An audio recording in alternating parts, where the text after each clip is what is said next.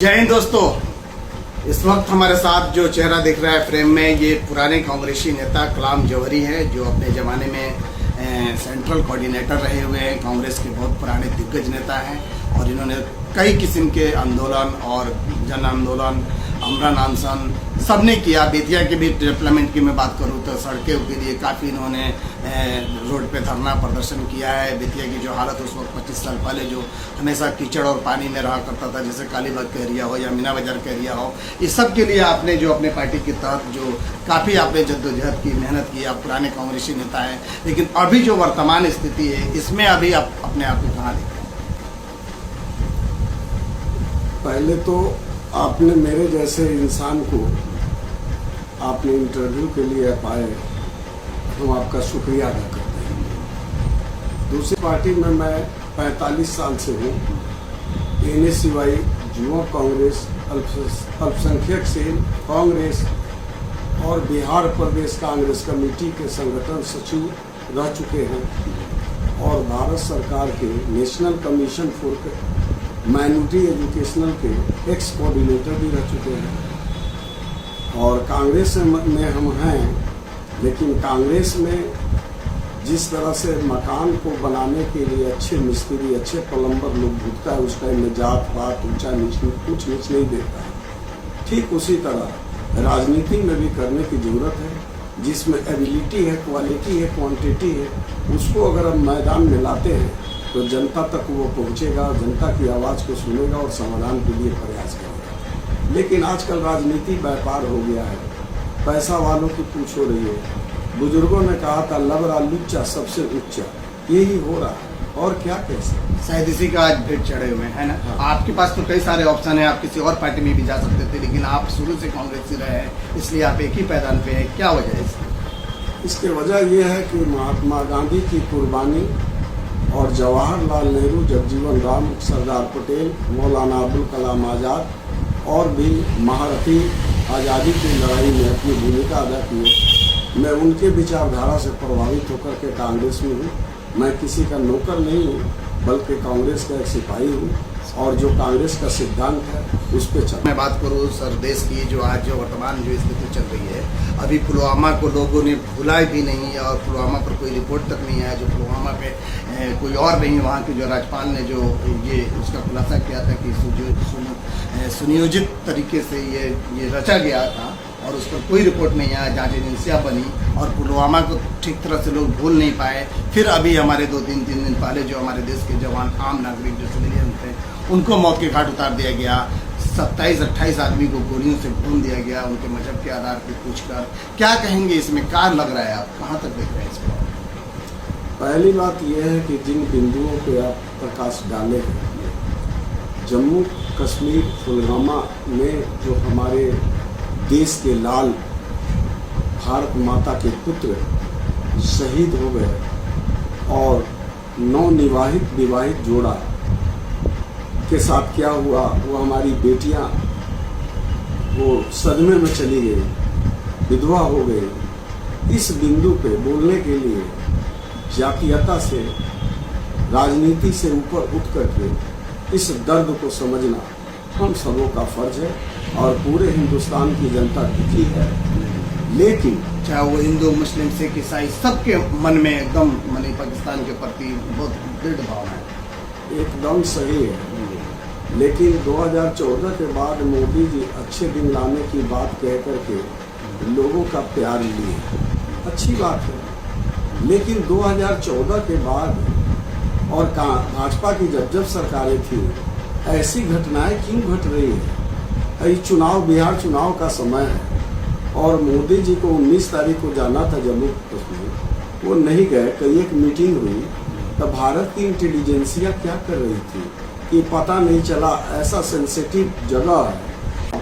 पहलगाम में जो पर्यटकों के साथ हुआ, 1.5 घंटा तक कोई प्रशासन या कोई आदमी नहीं आ सका, जबकि वहाँ के मुख्यमंत्री जो भी हो, लेकिन सारे तंत्र भारत सरकार के हाथ में है।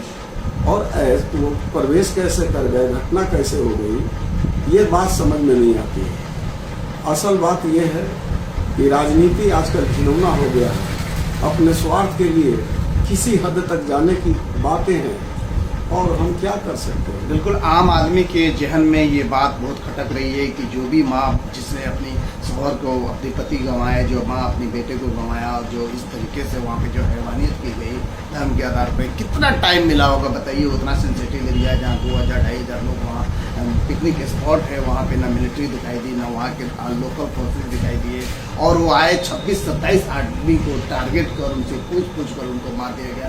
कितना समय मिला, उसके बाद जब लोगों की जब चीख पुकार हुई तो भी कोई फोर्सेज 1.5 घंटे तक नहीं आई। जो हम लोगों ने रिपोर्ट देखा है, जो वहाँ की जो महिलाएं जो बयान कर रही हैं, क्या ये अपने आप में क्या दर्शाता है? गोदी मीडिया और देश के सारे तंत्र अपनी भूमिका सही रखते तो ऐसा सेंसिटिव जगह, ऐसा जगह जहाँ पे हर तरह का ध्यान देने की जरूरत थी, वहाँ नहीं दिया गया, और ऐसी घटना घट गई तो बहुत देर तक कोई नहीं आ सका। वहाँ की जनता जो है, आम जनता जो घुड़सवारी का काम देते हैं या घुमाते हैं, उन लोगों ने अपनी अच्छी भूमिका अदा की। हाँ, एक उसमें मारे गए, एक मारा भी गया। लेकिन यहाँ तो बात यह है कि मॉब लिंचिंग कराना, हिंदू मुसलमान करना, और चुनाव के समय ऐसी घटना क्यों हो जाती है, जबकि आतंकवादी इसके पहले जात पात नहीं पूछते थे, पैंट खोल के नहीं देखते थे। पहली बार ऐसा कि पहली बार ऐसी घटना हुई ठीक बिहार के चुनाव के समय में, और ऐसी घटना में दुखियों के पास क्या इस बात पे मोदी जी नहीं गए, बल्कि चुनाव का मीटिंग करने के लिए बिहार में आए। ये अजीबोगरीब बात है। जब देश के प्रधानमंत्री हमारे देश के नौजवानों के लिए, देश के लिए, और जो वीर गति के प्राप्त हो गए उनके लिए, उनके पास टाइम नहीं। मॉब लिंचिंग, हिंदू मुसलमान और चुनाव के समय आतंकवादी इंतजार करते हैं क्या कि चुनाव के समय ही ऐसी घटना घटे और इस तरह के सवाल जवाब हो, ताकि मोदी जी को और भाजपा को हिंदू मुसलमान करने में मदद मिले। ये क्या राज है, क्या बात है, हम नहीं बता सकते, चूँकि हमारे हाथ में तो और कुछ नहीं है। लेकिन ये जरूर है, एक देश के नागरिक होने के नाते जो हमारे शहीद हो गए, हमारे नौजवान साथी, हमारे भाई, और हमारी बेटियां बेवा हो गई, उनका दर्द सबके सीने में है। और सवाल एक दिन पूछेगी जनता और जवाब देना होगा, चूँकि अब हद हो गया है। चूँकि जब जब भाजपा की सरकार रहती है, ऐसी घटनाएं कारगिल से लेकर के पुलवामा तक कई जगह घटनाएं हो गई, पहलगांव वगैरह वगैरह। ये सब क्या है? बदला लेना चाहिए। इस तरीके से तमाम तरह के माहौल देश में गर्म हो चुके हैं, कहीं ना कहीं राजनीतिक लग रही है। देश की आज़ादी में मुसलमान सभी जाति के भाई मिल करके कुर्बानी दे करके देश को आज़ाद कराया। जब देश आज़ाद हुआ तो एक सुई नहीं बनती थी, आज विकास है। लेकिन 2014 के बाद अच्छे दिन की बात कही गई और जनता ने विश्वास करके वोट दे दिया, और वोट लेने के बाद महंगाई, आतंक इतना हो रहा है और गंदे लोगों को सम्मानित किया जा रहा है, तो इसमें क्या कहा जाए? जनता का ये अधिकार है कि वो पूछ सके, चूँकि उन्हीं के टैक्स से देश चल रहा है, और जितने MP MLA नेता हैं उनका पॉकेट भर रहा है। तो फिर जनता की आवाज़ जो न सुनेगा, वो जनता के हित कर कैसे हो सकता है? कि घटना चिंताजनक है, तो देश की जनता को जवाब देना होगा, उसकी जनता को जवाब देना होगा, और वहाँ का पूरा साथ दिए, घायलों को हॉस्पिटल ले जाना, पीठ पर लाद करके ले जाना, उनको कोऑपरेट करना, उनका खाना पानी का इंतजाम करना। और ये तीर्थ यात्रा के समय भी क्या हुआ, मुसलमानों ने अपना मस्जिद का जमीन, मदरसा का जमीन और अपने अपने घरों में रखने का, सेवा करने का। इसलिए कहीं ना कहीं राजनीति स्तर बहुत नीचे गिर चुका है, और अपने फायदे के लिए नेता ये कुछ भी कर सकते हैं, सत्ता पाने के लिए कुछ भी किया जा सकता है। मैं आम सवाल आपसे लूँगा, जो यहाँ के जो लोकल लोग हैं, कुछ इस तरीके से, जैसे प्राइवेट स्कूलों के लेकर शिक्षा का जो मंदिर कहा जाता था, आज शिक्षा का जो मंदिर जो है, जो शिक्षा, रोटी, कपड़ा, मकान, ये फंडामेंटल राइट है हर आदमी का, ये ज़रूरत की चीज़ें हैं। लेकिन इस पर भी सरकारें किताब हो, पेंसिल हो, दूध हो, दही हो, सब पर टैक्स पे टैक्स लगा रही है। और जो ये शिक्षा का मंदिर, जो स्कूल, जो प्राइवेट स्कूल वालों की जो मनमानी है, जो लग रहा है कि स्कूल का मॉल ज़्यादा हो गया है, क्या कहेंगे इस पर? मॉल मैं किस लिए बयान कर रहा हूँ, आप समझ सकते हैं। शिक्षा से चरित्र का निर्माण होता है, और हर माँ बाप, हर गार्जियन चाहते हैं कि हमारा बच्चा पढ़े लिखे, अच्छा बने, अपने पैर पर खड़ा। लेकिन शिक्षा पे आधारित स्कूलें जो खोल रही है, वो स्कूलों में क्या हो रहा है, जूता, मोजा, टाई, ड्रेस, किताब, कॉपी इस तरह का बिक रहा है। इसलिए मैंने मॉल कहा। हाँ, और उसके बाद सुनिए, पढ़ाने वाले शिक्षक कितना जानकार है, कितना प्रैक्टिकल अनुभव है, ये भी देखना जरूरी है। ये भी हो रहा है। और बच्चों के पीठ पर इतने किताब लाद दिए जा रहे हैं जिसका पीठ का दर्द, आँख की खराबी, रीढ़ का दर्द, ये सब प्रॉब्लम हो रहा है, आगे जाती है। ये अजीब बात है। ये केवल शो करना है कि हमारे यहाँ इतना किताब चलता है, इस तरह चलता है, उस तरह चलता है, व्यापार करना है। और क्या, आप देखने वाला, पूछने वाला, समझने वाला, पेरेंट्स भी कहीं ना कहीं खामोश है। और ये जो रीएडमिशन के नाम पे जो लूट मचा हुआ है स्कूल में, पेरेंट्स भी तो कुछ कभी इकट्ठा नहीं होते हैं, कभी इस पर बात नहीं करते कि हमारे बच्चों के साथ किस तरीके से हो रहा है। सिर्फ सभी लोग प्रताड़ित हो गए हैं रीएडमिशन के नाम पे।